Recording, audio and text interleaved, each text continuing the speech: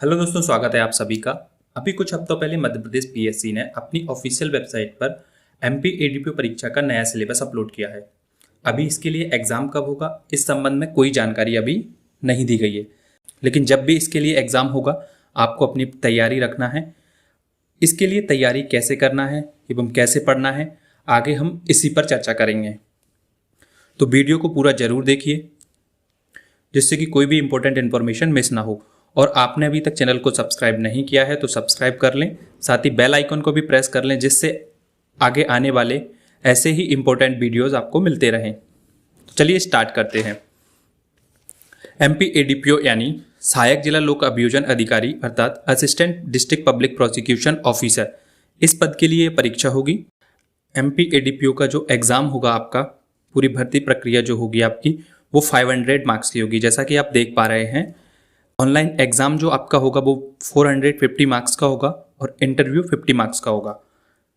जो online exam होगा उसमें 2 पार्ट होंगे। पार्ट ए सामान्य ज्ञान का होगा जिसमें 50 क्वेश्चंस होंगे 150 मार्क्स के, यानी कि ईच क्वेश्चन 3 मार्क्स।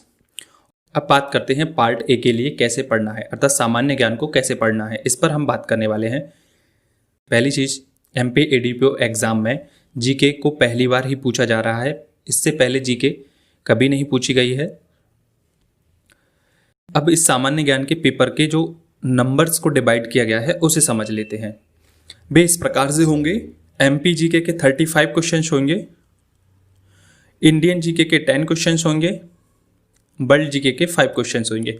इन्हें मिलाकर 150 मार्क्स का टोटल पेपर होगा आपका। तीनों पर स्टेप बाय स्टेप बात करते हैं।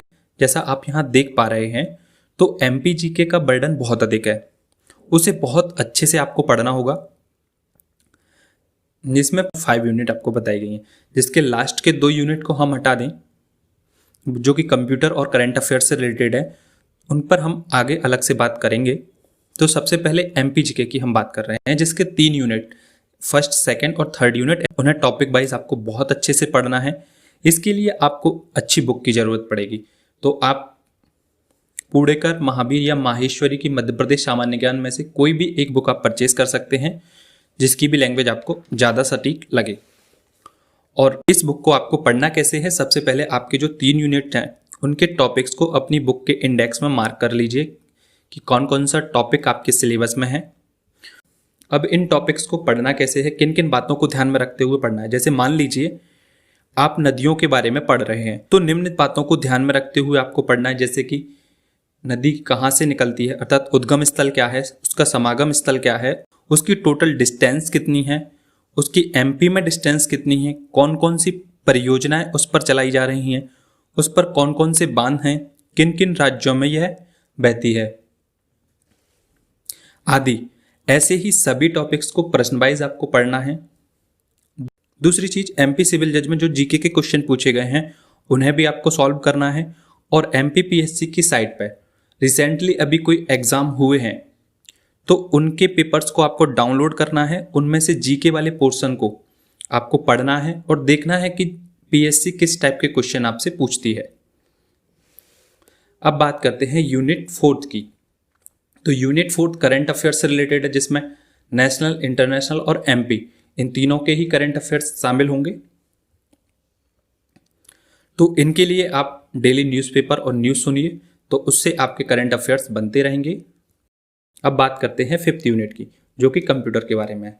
आजकल कंप्यूटर के बेसिक क्वेश्चन से आगे जाकर थोड़े एडवांस टाइप के प्रश्न किए जाने लगे हैं। तो इन सब में आपको कंप्यूटर के हार्डवेयर और सॉफ्टवेयर के बारे में तो पता ही होना चाहिए। उसके साथ साथ आपको कम्युनिकेशंस के जो मीडियम हैं, इंटरनेट के जो सोर्सेज हैं, इंटरनेट के नए application, software, browsers, search engine, इनके बारे में आपको पता हो, शॉर्ट कीज आपको पता होनी चाहिए। तो ये तो सामान्य चीज़ें बताई गई। इसके अलावा जो भी आपके सिलेबस में है उसके टॉपिक वाइज आपको पढ़ना है। इसके लिए चाहे तो आप इंटरनेट से पढ़ सकते हैं और या बुक की हेल्प ले सकते हैं। और इससे भी आप एमपी सिविल जज के जो भी प्रीवियस ईयर्स के क्वेश्चन हैं उनको सॉल्व करिए। और पीएससी की साइट पर रिसेंटली जो भी एग्ज़ाम हुए हैं उनके पेपर्स आपको डाउनलोड करने हैं और उनके साथ में आपको जीके और कंप्यूटर दोनों को ध्यान में रखते हुए पढ़ना, जैसा हमने पहले भी बताया। अब बात करते हैं भारत और विश्व सामान्य ज्ञान को कैसे पढ़ना है। इसके लिए जनरली आपके पास जीके की कोई बुक है तो आप उससे पढ़ सकते हैं। यदि आपके पास कोई भी बुक नहीं है तो आप लूसेंट की बुक ले सकते हैं, या आप लिमिटेड ही पढ़ना चाहते हैं तो महावीर की एक 25 से 30 रुपए वाली 25 से 30 रुपीज़ के बीच में एक बुक आती है, तो उसे आप ले सकते हैं। लेकिन इसमें इंफॉर्मेशन आपको लिमिटेड रहेगी, हो सकता है कम भी हो, लेकिन ये क्विक रिवीजन के लिए बहुत अच्छी बुक है। भारत का सामान्य ज्ञान और विश्व सामान्य ज्ञान के बारे में कोई भी टॉपिक स्पेसिफाइड नहीं किए गए हैं, तो आपसे यहाँ पर कुछ भी पूछा जा सकता है। लेकिन कुछ टॉपिक्स हैं जो आपको बेसिकली आने ही आने चाहिए, जैसे इंडिया की स्टैटिक जीके के बारे में आपको पता होना चाहिए, जैसे कौन सा बड़ा है, कौन प्रथम है, कौन द्वितीय है, ये सब आपको पता होना चाहिए। करंट इवेंट, नेशनल, इंटरनेशनल और एमपी लेवल, ये आपका यूनिट 4 का टॉपिक भी है। प्रमुख सम्मेलन राष्ट्रीय एवं अंतर्राष्ट्रीय स्तर दोनों के आपको पता होना चाहिए। स्पोर्ट्स इवेंट यदि अभी हाल ही में होने वाले हैं या हुए हैं, या स्पोर्ट्स के बारे में आपको बेसिक चीज़ें आपको पढ़नी हैं। अवार्ड्स फंक्शन, जो अवार्ड्स दिए जाते हैं उनके बारे में आपको पता होना चाहिए, या जो अभी दिए गए हैं रिसेंटली कहीं पर, तो उनके बारे में आपको पता होना चाहिए। नेशनल इंटरनेशनल ऑर्गेनाइजेशंस जो होते हैं तो उनके हेडक्वार्टर्स स्थापना कब हुई, इनके बारे में जो भी बेसिक्स चीज़ें हैं वो आपको पता होना चाहिए। इनके अलावा आप जितना पढ़ सकते हैं उतना पढ़ें। यहाँ पर बेसिक बातें आपको बताई हैं जो कि ध्यान में रखना आपको बहुत ज़रूरी है। अब बात करते हैं पार्ट बी यानी कि लॉ पोर्शन की।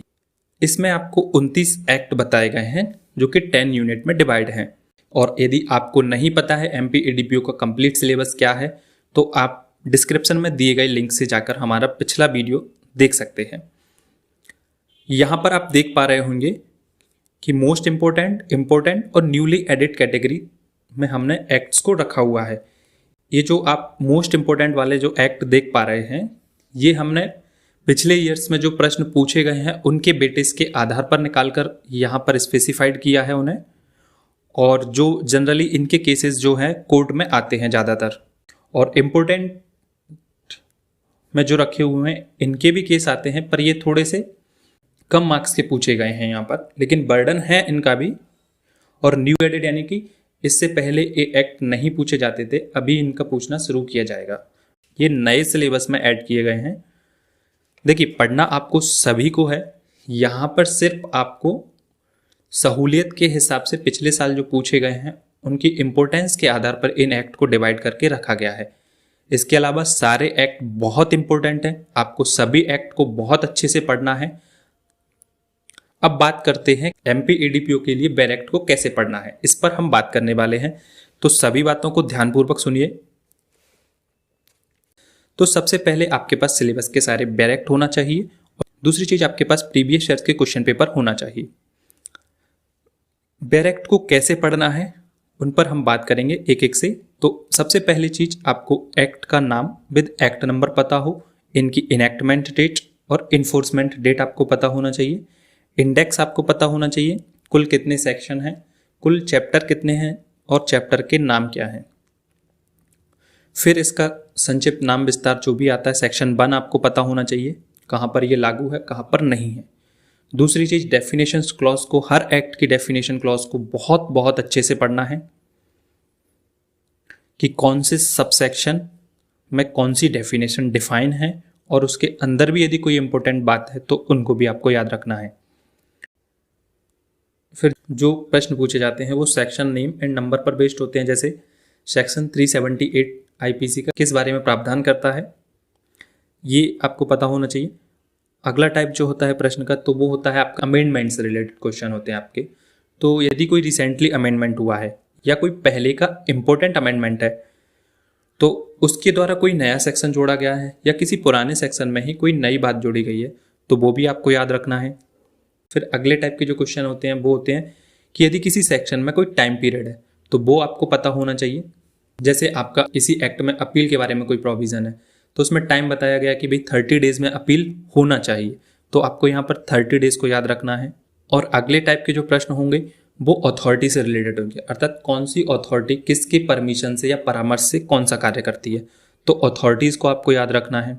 यदि किसी सेक्शन में कोई फाइन या पनिशमेंट है तो वो आपको याद रखना है, और यदि किसी सेक्शन के साथ में कोई इलस्ट्रेशन है तो वो भी आपको बहुत अच्छे से पढ़ना है। ये तो आपके डायरेक्ट की बात हुई कि किस टाइप से आपको पढ़ना है। अब बात करते हैं कि क्या केस लॉज पढ़ना है या नहीं। तो देखिए, अभी तक एडीपीओ के जितने भी एग्जाम हुए उनमें केसेस बहुत कम पूछे गए हैं, लेकिन इसका मतलब ये नहीं है कि आने वाले एग्जाम्स में केस पूछे नहीं जाएंगे। केसेस को कैसे पढ़ना है, आपको कौन से केसेस पढ़ना है। तो देखिए, किसी सेक्शन पर कोई लीडिंग केस है तो वो आपको पता होना चाहिए। किसी केस में कोई प्रिंसिपल या कोई डॉक्ट्रिन प्रतिपादित की गई है तो वो आपको पता होना चाहिए। या रिसेंटली अभी किसी सेक्शन पर कोई केस लॉ आया है जिसमें कोई नई बात बोली है या पुरानी किसी बात को उलट दिया है, तो इन केसेस को आपको पढ़ना है। मेनली जो आपके केसेस रहेंगे आईपीसी, सीआरपीसी और एविडेंस, इन पर बेस्ड रहेंगे। इनके केसेस को आपको बहुत अच्छे से ध्यान में रखना है। इसके अलावा भी कई एक्ट से केसेस पूछे जा सकते हैं, उनको भी आपको ध्यान में रखना है। मेनली आपको इन सभी बातों को ध्यान में रखते हुए एमपी एडीपीओ की प्रिपरेशन करना है। आप इस तरीके से इन बातों को ध्यान में रख के यदि आप इस एग्ज़ाम की प्रिपरेशन करते हैं तो डेफिनेटली आपकी जो प्रिपरेशन होगी वो सही डायरेक्शन में जाएगी। कुछ बुक्स के लिंक आपको डिस्क्रिप्शन में दिए गए हैं, आप चाहें तो ले सकते हैं। और आपको ये जानकारी कैसी लगी कमेंट करके ज़रूर बताएं। यदि आपका कोई डाउट या सजेशन है तो वो भी आप कमेंट करके बता सकते हैं। और वीडियो को लाइक शेयर करना ना भूलें और चैनल को सब्सक्राइब जरूर कर लें, जिससे आने वाले वीडियोज़ आपको मिलते रहें। Thank you.